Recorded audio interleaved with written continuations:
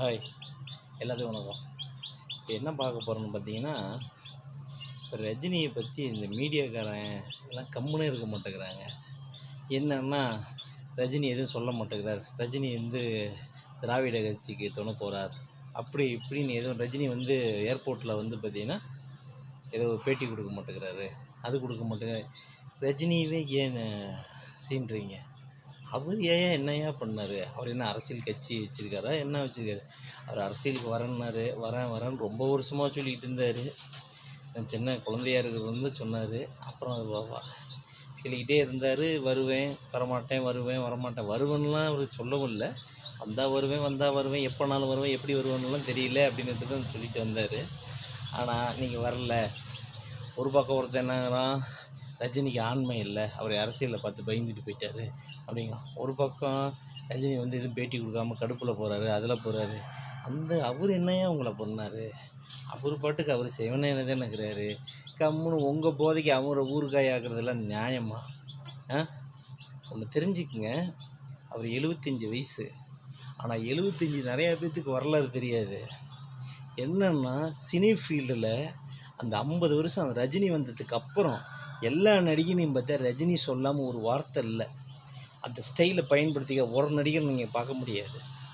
ஏன்னா எல்லாம் நான் ரஜினி ரசிகன் அப்படி இப்படின்னு சொல்லி வந்தவங்க தான் மிகப்பெரிய இது. வந்தவங்கள விட்டிங்களா? எல்லாருமே ஒரு மன உளைச்சல் ஏன் இது பண்ணுறீங்க? அவர் பாட்டுக்கு போகிறாரு, அவர் பாட்டுக்கு வராரு, உங்களுக்கு என்ன பிரச்சனை? மீடியாக்காரன் உட்காந்துக்கிட்டு ரஜினி அவர் ஓடுறாரு, ரஜினி அதை இது பண்ணுறாரு, ரஜினி அது பிடிக்கல. உன்கிட்ட சொன்னாரா ஐயா? உங்ககிட்ட சொன்னாரா? ஒரு ஜென்ரலான கருத்துனா ஜென்ரலாக கேட்கலாம். ஒரு தனிமனில் தாக்குதல் பண்ணக்கூடாது.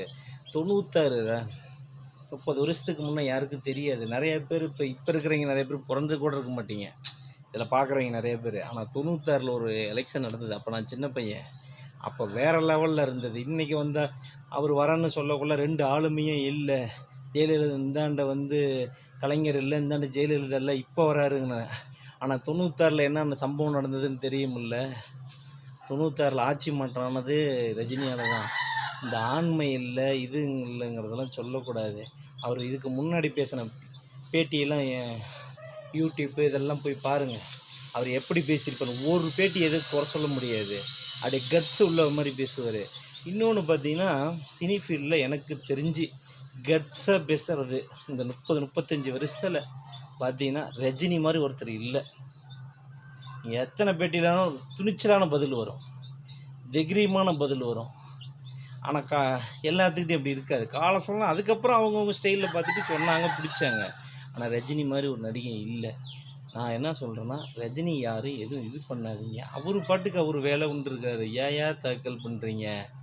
அவர் இன்றைக்கி அப்படி தான் ஆவதா அர்ஜுனா அவருக்கு இது இல்லை அது இல்லை. அவருக்கு வயசு என்ன தெரியுமா? 75 அவர்கிட்ட போய் உங்களுக்கு இது அவர் முடிவு பண்ண. அவர் ஜனநாயகம் வர்றதும் வராததும். நீ கம்முனுக்கிற ஆளை போய் நீ அவர் வரல இதெல்லாம் நியாயமா? யாரையும் தனிமனித தாக்குதல் இருக்கக்கூடாது. உங்கள் விருப்பத்துக்கு உங்கள் போதைக்கு அடுத்தவனை ஊர்க்காயாகக்கூடாது. சரியா? எல்லாரையும் மதிப்போம், எல்லாருக்கும் போட்டுருவோம். ஓகே, பாய்.